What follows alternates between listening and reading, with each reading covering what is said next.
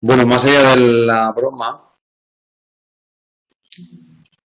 si os fijáis en la vida cotidiana, en muchas ocasiones estamos así, ¿no? Haciendo varias tareas a la vez. Y aquí un poco la reflexión es ¿qué pasa con la atención? ¿Qué hace la atención? ¿Cómo hacemos? ¿No? Entonces vamos a ver qué tipo de estrategias atencionales se ponen en marcha, ¿no? ¿Qué pasa cuando estamos haciendo una tarea y cambian los objetivos? Esto también es una experiencia realmente cotidiana, ¿no? Y vamos a ver los costes que tiene alternar entre tareas, ¿no? Vamos a ver los mecanismos de control que ponemos en marcha al hacer tareas que tienen muchos pasos, ¿no? Con mucha frecuencia empezamos a hacer tareas que significan que para llegar al final, ¿no? Tenemos que dar primero un paso y luego otro diferente y luego otro diferente, ¿no? Así como en multietapa. Y luego vamos a ver cómo se organizan los mecanismos de control cuando estamos haciendo más de una tarea a la vez y cómo van cambiando los mecanismos de control de las tareas que hacemos con más complejidad a las tareas, porque si os fijáis desde este punto de vista, digamos que el ser humano hacemos frente a dos tipos de tareas. Uno, tareas nuevas y otro, tareas rutinarias. Uno, tareas que hacemos por primera vez y otro, tareas que ya son conocidas, ¿no? Y entonces en las conocidas empezamos a hacer una cosa que es automatizar respuestas, que conllevan menos gasto cognitivo, ¿no? Bueno, pues veremos alguna reflexión en torno a este asunto. Y luego veremos también este fenómeno del periodo refractario psicológico, en el sentido de reconocer un poco este fenómeno de enlentecimiento de la respuesta cuando estamos haciendo muchas tareas simultáneamente, ¿no? Bueno, lo que señalábamos antes, en la vida cotidiana hacemos con mucha frecuencia varias tareas, ¿no? A ver, algún ejemplo de hacer dos tareas a la vez. Tenéis una mano, pero vamos. No me digas. ¿Eh?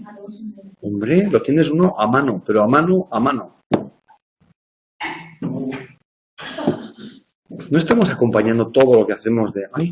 Que me ha llegado un WhatsApp. ¡Ay! ¿No? Y vamos andando por la calle mientras vamos así, ¿no? Luego esto tiene sus costes, ¿no? ¿Vale? Te puedes tropezar más fácil. ¿Qué más cosas hacemos en doble tarea? Conducir y oír la radio. Conducir y hablar, ¿no? Aunque si la cosa se pone un poco complicada, que automáticamente, ¿qué es lo que pedimos? Sí, espera. ¿No? No me despistes. ¿No? Bueno, y tantos y tantas. Y cualquiera que sea con estudiar. ¿No? Bueno. Por lo tanto, hacer varias cosas a la vez plantea el reto de dividir la atención, ¿no? Y que las respuestas que demos sean respuestas que sean coordinadas, ¿eh? Para que no terminemos echando sal al café, ¿no? Así que, ¿qué es lo que hacemos? Pues compartimos el tiempo entre las tareas, primero a una y luego a otra. De hecho, cuando miramos el WhatsApp, entonces dejas de leer, ¿no? Dejas de estudiar y miras el WhatsApp y luego vuelves a estudiar. Pero estás pensando en el WhatsApp. Pero estás pensando en el WhatsApp, ¿no? Y distribuimos los recursos cognitivos en el momento oportuno, bueno, de manera dinámica. Luego, esto del momento oportuno quizá puede ser más cuestionable en función de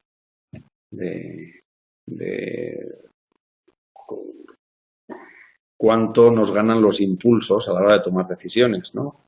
Siempre me viene que ya os conté el otro día, que hubo una temporada que apagaba internet, ¿no? Lo desconectaba del módem para cuando tenía que estudiar, porque si no la tentación, ¿no?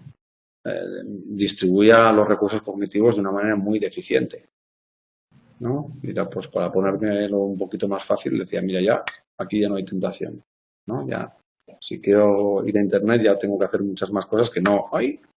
Este link, ¡ay! Y el otro, te lleva al otro, y para cuando te das cuenta llevas 20 minutos y no has hecho nada, ¿no? Estás viendo una página de frenos de bicicleta japoneses.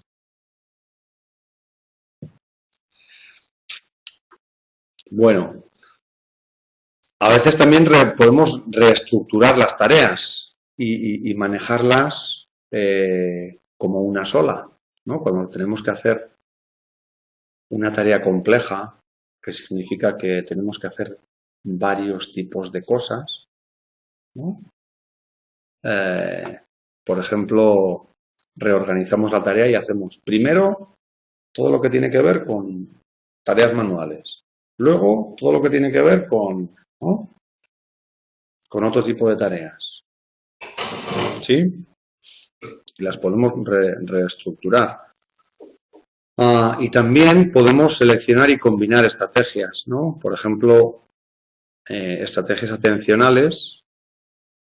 Esto se ha estudiado mucho, por ejemplo, con pilotos de vuelo, ¿no? Que tienen que atender a diversas fuentes y luego prestar atención de una manera más específica a algunas de esas fuentes, ¿no? Es decir, no sería nada efectivo desde el punto de vista atencional que un piloto de vuelo se quedara prestándole mucha atención a la forma de una nube y escudriñando, ¿no? La forma de una nube. No. Por eso tienen que atender a diversas fuentes y después seleccionar cuál es la mínima información necesaria de las fuentes informativas. ¿Vale? Así que, bueno, tanto las estrategias disponibles como los incentivos de uso de cada estrategia, según Erevi Goffer, tienen que ver con el reparto de estos recursos. Y hay dos componentes que van a influir en el reparto de recursos atencionales, según estos autores. Una estrategia que utilizamos de arriba a abajo, que es cuáles son las instrucciones que yo tengo que seguir, ¿no? Y otro elemento que tiene que ver con información que viene de abajo arriba, que a partir de tener en cuenta esta instrucción son los estímulos que yo observo siguiendo esa instrucción los que me van dando información sobre cómo tengo que operar con ellos. Tenéis ahí en la página 202 203, cómo se llama un experimento con pilotos de avión, ¿no? Ahí al final de la página 202, dice, en ese trabajo los pilotos combinaron la tarea primaria de control de la aeronave con una tarea secundaria. El control de la aeronave es controlar me sale volante, pero en realidad no es volante, los mandos de la nave, ¿no? Con una tarea secundaria que consistía en aprender a mover sus cabezas de forma adecuada para explorar el ambiente y recopilar información necesaria para un vuelo seguro, ¿no? El piloto tiene que ir viendo qué es lo que hay a su alrededor.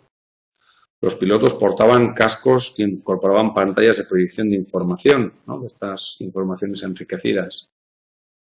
El objetivo del programa era entrenar la estrategia de dividir la atención entre ambas tareas. Tienes que estar pilotando y a la vez observando qué es lo que pasa a tu alrededor.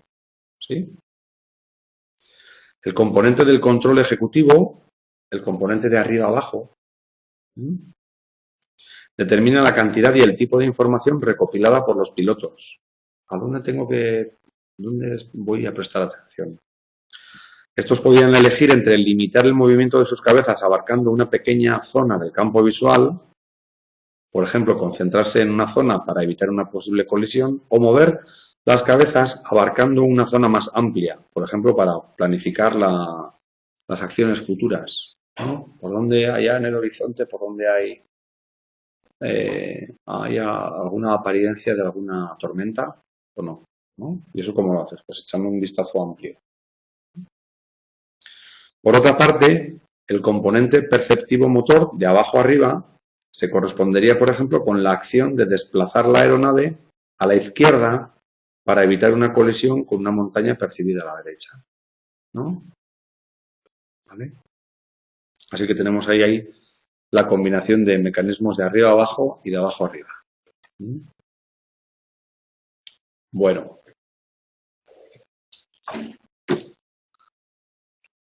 En la vida cotidiana también nos toca hacer, no estamos todo el día haciendo la misma tarea, ¿no?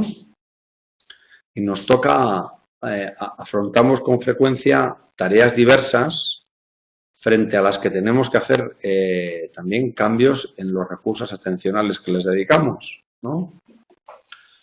Entonces aquí se ha descubierto este fenómeno del coste por cambio de tarea.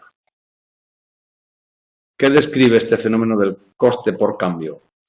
Pues que hay un incremento de los tiempos de reacción o un incremento de los errores que aparecen después de haberse producido una transición desde una tarea a otra diferente, ¿no? ¿Habéis conocido alguna vez un coche automático? Ni automático tampoco. Ni automático tampoco. Sí. Sí. ¿Y has notado el coste por cambio? Sí, pero un frenazo, o sea, iba a dar embrague pensando que iba a dar embrague. Claro, pero no hay embrague. Automático y pasamos por la ventanilla. Claro. ¿No? Yo siempre me acuerdo de este ejemplo, ¿no? Porque tenemos una tarea que es la de conducir un coche con marchas. En el coche con marchas el pie izquierdo va al embrague, ¿no? Pero a veces, por las circunstancias de la vida, pues conduces un coche que no tiene marchas. Y para hacer esa nueva adaptación, pues uno se encuentra torpe, ¿no? Porque sin querer, yo me acuerdo claramente que como mi pie izquierdo buscaba el embrague, aun a pesar de que yo sabía claramente que no había embrague, ¿no? Pero sin querer, ¿no? Y eso significa que cometes más errores o que necesitas una décima o centésima de segundo más para tomar decisiones de con qué pie tienes que apretar, ¿no? Y esto significa un coste por cambio de tarea. ¿Sí? ¿Qué es lo que está haciendo el sujeto? Pues prepararse a realizar nuevas acciones ante nuevos estímulos. Tienes un estímulo nuevo que es un coche que no tiene embrague, ¿no? Y tienes que hacer nuevas acciones. Imaginaros, este sería un ejemplo de la vida cotidiana. En el laboratorio, ¿esto cómo se hace? Pues presentando a las personas, imaginaros, una serie de números, ¿no? Y en el ensayo le dices, lo que tú tienes que decir si el número que ves es par o impar, ¿vale? Y vas anotando cuál es el tiempo de reacción. ¿Cuánto tiempo tarda la persona en decir si el número es par o impar? Y de vez en cuando cambias. Mira, en algún momento van a aparecer letras, ¿no? Y cuando aparezca una letra, me tienes que decir si la letra es vocal o consonante. Y vamos comparando ahí la velocidad de reacción para decir par o impar frente a la velocidad de reacción para decir vocal o consonante. ¿Sí? Y ahí tenemos también una posibilidad de valorar el coste por cambio. ¿Qué es lo que se observa? Que el rendimiento empeora en el ensayo de cambio de tarea. ¿no? Te has lanzado a decir vocal, consonante, vocal, consonante, vocal, consonante. Cuando te toca decir par o impar, entonces, ay, como que te cuesta un poquito más. ¿Por qué? Pues porque tienes que reconfigurar tu mente, ¿no? Y ya no puedes decir vocal, consonante, tienes que hacer otra cosa diferente, pero ya como que te has lanzado. Te has acostumbrado, ¿no? ¿Se entiende esto? Vale. Entonces aquí lo que aparece en los ensayos de cambio es la activación residual de la instrucción previa, que es difícil de frenar, difícil de inhibir. ¿Os acordáis que en el tema anterior estuvimos hablando de los mecanismos de inhibición, ¿verdad? Bueno. Sin embargo, cuando el sujeto puede predecir el cambio, por ejemplo, cuando puede haber una señal que anticipa, el siguiente ensayo es un ensayo de cambio, ¿eh? Entonces el rendimiento mejora. Y ya veis que esto requiere de la presencia de un estímulo, que esto sería un proceso de abajo arriba, más la presencia de procesos intencionales, de una instrucción, y esto sería un proceso de arriba a abajo. Bueno, siempre parece que hay un coste residual, ¿eh? Que este coste, aunque puede aminorarse, por ejemplo, dando una señal de anticipación de que en el siguiente ensayo viene cambio, puede aminorarse pero no eliminarse en su totalidad, ni siquiera con el número de ensayos, aumentando la experiencia.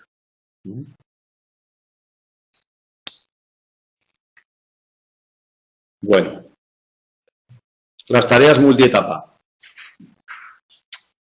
Cuando estaba preparando el tema me vino un ejemplo que yo creo que se puede entender perfectamente, que son las recetas de cocina, ¿no? Como tarea multietapa. Una receta de cocina que se te dé bien, Ana. Que te guste preparar. La pasta. La pasta. Vale. Es lo más fácil. Es lo más fácil. Venga, una un poco más elaborada. No sé, cualquier cosa. Una legumbre. ¿Vale?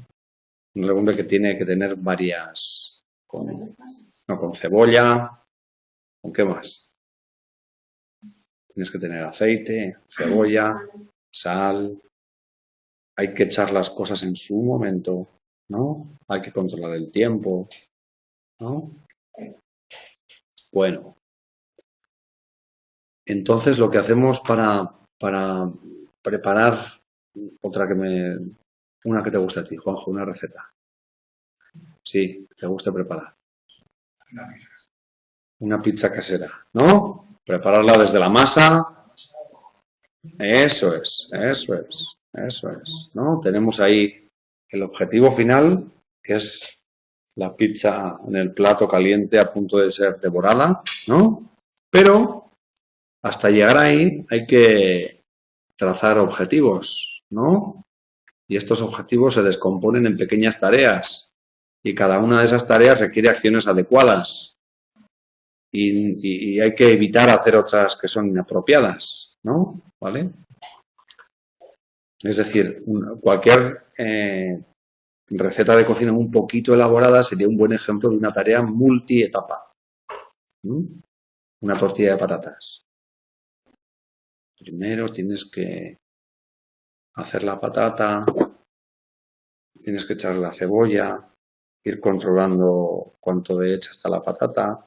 Mientras tanto tienes que ir batiendo el huevo y luego hay un momento en el que fundimos todo, ¿no? El huevo, la patata y lo volvemos a echar ¿vale? Entonces necesitamos control cognitivo, ¿no? Necesitamos un adecuado control atencional para seleccionar las respuestas. En este momento es cuando tengo que poner la cebolla, ¿no? O en este momento es cuando tengo que retirar la patata del aceite, ¿vale? Y necesitamos memoria prospectiva, ¿no? Porque es la memoria de decir, y cuando pasa esto, después tengo que hacer esto otro, ¿vale? Entonces, esto que nosotros estamos haciendo con una receta de cocina, en el laboratorio se ha realizado con operaciones matemáticas sencillas, ¿no? Operaciones matemáticas que trabajan, por ejemplo, con paréntesis, ¿no? Un paréntesis dentro de otro paréntesis, dentro de otro paréntesis y dentro de otro paréntesis, ¿no? Primero hay que hacer un paréntesis, luego integrarlo con el de al lado, luego integrarlos con el de al lado, ¿sí? Es decir, lo que hacemos en las operaciones matemáticas es integrar los resultados cada vez en operaciones de más alto nivel, ¿no? Bien, ¿qué es lo que se ha observado? Que saber por adelantado lo que uno tiene que hacer acelera el procesamiento de la información. Es decir, es más importante que te digan la instrucción en tareas multietapa, de qué es lo que tienes que hacer, más que te digan cuáles son los elementos con los que vas a trabajar. Traducido a la vida cotidiana.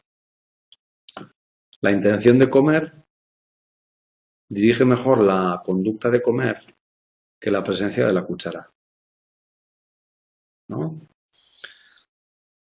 Porque conocer las instrucciones o los operadores que te digan qué es lo que tienes que hacer con aquellos elementos con los que tú vas a tener que trabajar, previamente al inicio de una tarea, facilita la ejecución más que conocer cuáles son los elementos, los operandos de la tarea. ¿Sí? Así que es más ventajoso, ¿no?, cuando estamos trabajando en tareas multietapa, que nos den las instrucciones de qué es lo que tenemos que hacer, más que nos digan con qué vamos a trabajar.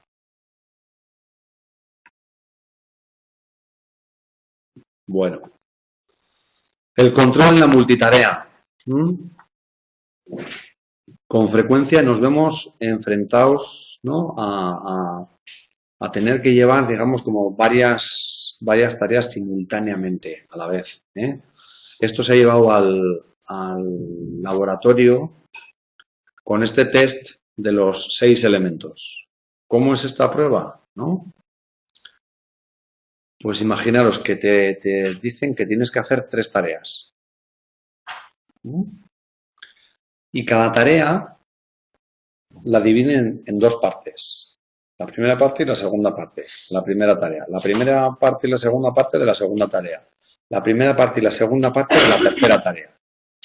Y la instrucción es: después de acabar con la primera parte de la primera tarea, no puedes acabar con la segunda, tienes que ir a otra. ¿Vale? Hay 3 tareas diferentes, divididas cada una de ellas en 2 secciones, y la instrucción es que al hacer la primera sección de una tarea, no puedes seguir con la segunda sección de esa primera tarea, sino que hay que cambiar de tarea. Bueno, pues este tipo de pruebas se han hecho con pacientes sanos y con pacientes, por ejemplo, que tenían alguna lesión en los lóbulos frontales. Sí. Y los pacientes con lesiones en los lóbulos frontales tienen muchas más dificultades para seguir estas instrucciones de alternar las tareas, ¿no? ¿Por qué? Porque la propia tarea, que es un estímulo que va de abajo a arriba, facilita que una vez que tú te has puesto a hacer una cosa, sigues con ella hasta que terminas, ¿no? Y es más difícil para pacientes que tienen lesiones en los lóbulos frontales seguir una instrucción, que es cuando llegas al final de la primera tarea tienes que parar y no tienes que seguir con aquello que ya te has lanzado, sino que tienes que irte a otra tarea. ¿Sí? Entonces, bueno, ahí este test de los 6 elementos se ha probado tanto con sujetos control como con sujetos que tienen algún tipo de lesión en los lóbulos frontales. Bueno, la cuestión de la automaticidad. Lo que comentábamos anteriormente, con la práctica las tareas pueden automatizarse y requerir menos control atencional. Contadme alguna tarea que fácilmente podéis hacer en automático. Conducir. Más. Comer. Comer. ¿No? Lo haces pensando en cualquier otra cosa. ¿No? Andar. Andar. Andar. Esto es. ¿No? Y estas conductas automáticas las podemos hacer en paralelo con otras conductas, ¿no? Y son independientes del control atencional voluntario. Siempre me acuerdo de una historia que me contó una vez un compañero de trabajo que decía, joder, ¿sabes lo que me pasó el otro día? Cuando salí de trabajar, me metí al coche y para cuando me di cuenta, mi mano derecha ya estaba en la guantera, haciendo así, buscando el paquete de tabaco que yo no tenía porque hacía 15 días que había dejado de fumar, ¿no? Pero sin embargo mi mano derecha estaba ahí buscando. Tarea automatizada que había hecho mi compañero, tarea independiente del control atencional voluntario.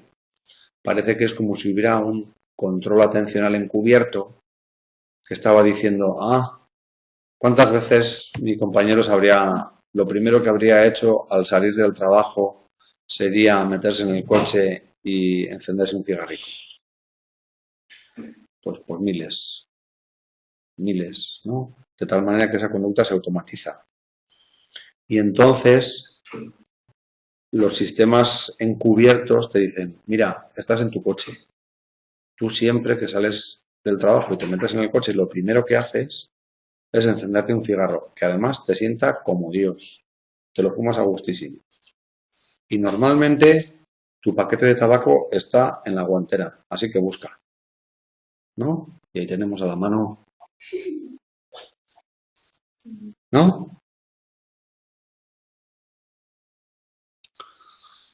Bueno, ¿qué efectos tiene la automatización? Por ejemplo, pues permitir que pianistas profesionales puedan seguir tocando el piano mientras, ¿no? Y mientras van repitiendo subvocalmente una lista de palabras, ¿no? O que puedan seguir tocando el piano mientras están hablando con otra persona, ¿no? O mientras miran al público, ¿no? Que parece increíble, ¿verdad? ¿Verdad? Sí. Claro, los límites y la transición de esta capacidad cognitiva de tener que usar todos los recursos atencionales a utilizar recursos cada vez más automatizados son muy difusos, ¿eh? Y son muy dependientes del número de ensayos, de la práctica, de la automatización, ¿no?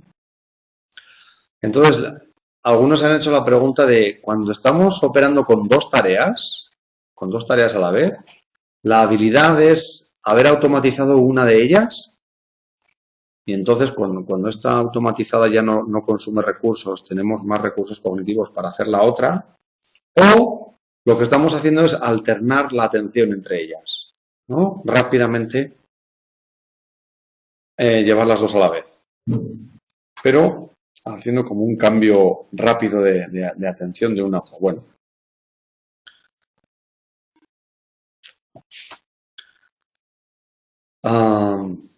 Pues Snyder y Fisk lo que plantean es que al trabajar con dos tareas visuales, por ejemplo, la más sencilla tiende a automatizarse, ¿no? Y entonces deja más recursos para trabajar con la otra, ¿eh?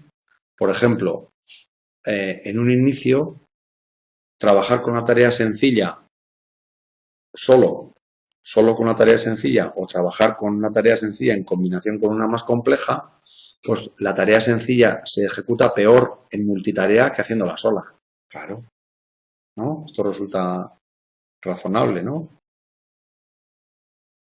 ¿Por qué? Pues porque cuando lo haces en multitarea, la tarea sencilla recibe mucha interferencia de la tarea compleja. Mucha interferencia del gasto cognitivo que estás haciendo en hacer la tarea que es más compleja. ¿eh? ¿Qué pasa con la práctica? Pues que el rendimiento también mejora en la condición multitarea, ¿no? Nos acostumbramos, ¿no?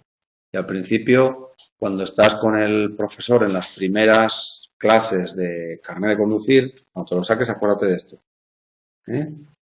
Le dices al profesor, ¡que no me hables! ¡Que no te puedo atender! Que ya no sé ni dónde tengo que poner las manos y los pies y los todo, ¿no? Y no, es que no te quedan recursos, ¿no? Pero después de 10 o 100 clases, ¿no? Ya puedes ir hablando, ¿no? Y entonces tienes recursos para poder dedicar. ¿Por qué? Pues porque la tarea más sencilla, que es la de la conducción, se ha ido automatizando, ¿no?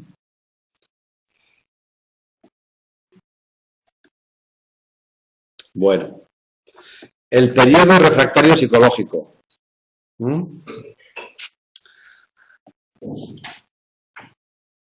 ¿A qué hace referencia este fenómeno de periodo refractario psicológico? Pues que cuando hacemos dos tareas a la vez, significa que la que respondemos primero la podemos hacer con más velocidad y la que respondemos segundo tiene un coste mayor para poder ser respondida. Se enlentece en comparación con el rendimiento por ejemplo, de cada tarea por separado o del rendimiento de la primera tarea. Imaginaros este paradigma. A continuación vais a oír un tono y tienes que decir si es un tono pues muy agudo o muy grave, ¿vale? Y tienes que decirlo, agudo, grave, y solo hay dos tonos, son muy fácilmente diferenciables, ¿vale? Y 10 segundos después va a aparecer en la pantalla un cuadradito y el cuadradito va a aparecer en la izquierda o en la derecha. Y tú tienes que apretar, si aparece en la izquierda el botón izquierdo y si aparece a la derecha el botón derecho. ¿Vale? Y tenemos el tono y a los 10 segundos el cuadradito. Tono y cuadradito, tono y cuadradito. Pero experimentalmente lo que podemos hacer es ir manipulando la separación temporal que hay entre el tono y el cuadradito, ¿no? Y los podemos presentar casi como en parejas. Y al principio la separación entre cada pareja puede ser de 10 segundos, ¿no? Y luego los vamos acercando de tal manera que la separación temporal que hay entre el tono y el cuadradito es de 0,5 segundos. Si comparáis, imaginaros esta situación, si comparáis el rendimiento de la primera manera y de la segunda manera, ¿dónde habrá más tiempo de reacción y menos tiempo de reacción?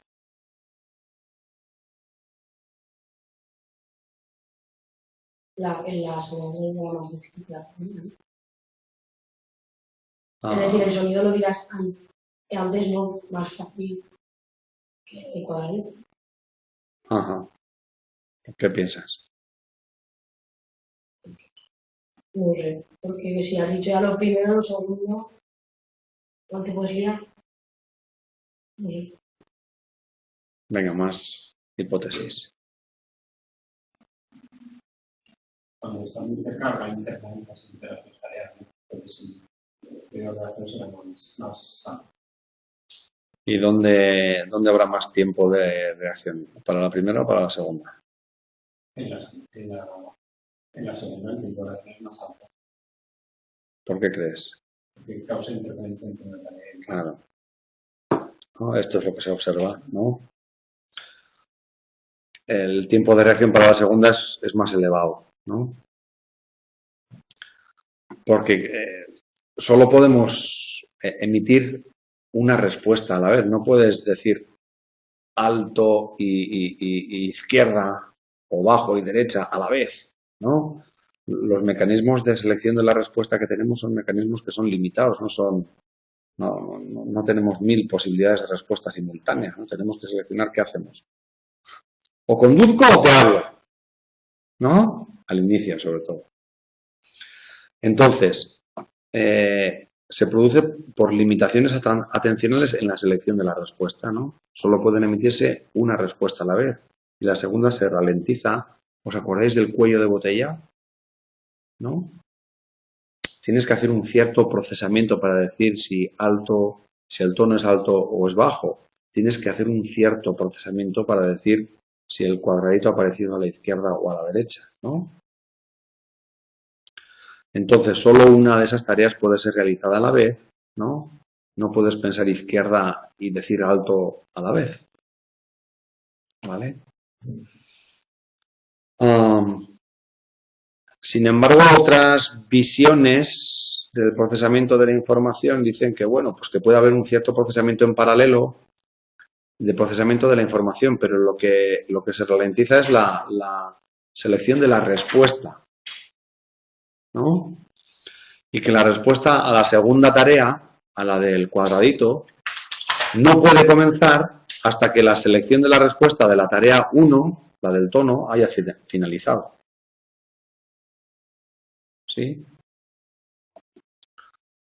Es decir, hay un momento de inactividad mientras el cuello de botella se libera del procesamiento de la tarea 1. ¿Sí? En realidad, o sea, me parece muy importante porque creo que ayuda mucho a entender que si hay una separación temporal, un SOA, ¿no? Amplio, no hay ninguna diferencia en los tiempos de reacción, ¿no? La diferencia en los tiempos de reacción empieza a aparecer cuando la presentación de los estímulos empieza a acercarse y no has terminado de responder a uno y ya te están pidiendo responder al otro, ¿no? Entonces el segundo se ralentiza.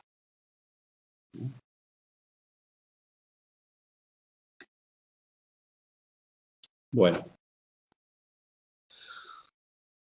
Pero claro, dicen, si es consecuencia de que hay un cuello de botella, por mucho que uno entrene, como por mucho que haya un entrenamiento, el cuello de botella sigue ahí, ¿no? Pues la práctica, el entrenamiento, no debería afectar al periodo refractario psicológico, ¿no? Y sin embargo, sí se encuentra una disminución. Y aquí es donde empezamos, pues bueno, pues a encontrar matices, ¿no? De que ninguna de las visiones es absolutamente cierta por sí misma, sino que pues tiene sus matices, ¿eh?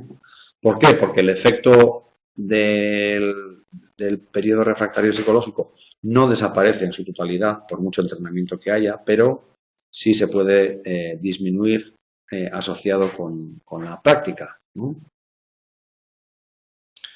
Y lo que parece que disminuye es el tiempo de procesamiento de la tarea 1. Pero siempre se añade se encuentra este tipo de fenómeno de periodo refractario psicológico, ¿eh? Otras alternativas que se han propuesto al modelo del cuello de botella, pues que el retraso no es tanto por este fenómeno del cuello de botella, sino porque simplemente hay como dos modos de respuesta. Uno que sería un modo inmediato frente a un modo diferido. Que uno cuando lo lee, francamente, la impresión que a mí me da es que le estamos poniendo nombres diferentes al mismo proceso, ¿eh? ¿Vale? Pero desde este punto de vista no sería tanto una limitación estructural, que sería decir existe el cuello de botella y esto impone una limitación estructural, sino que se aplican diferentes estrategias de procesamiento de la información. Una estrategia sería respuesta inmediata y otra estrategia diferente sería respuesta en modo diferido. Y esto es todo.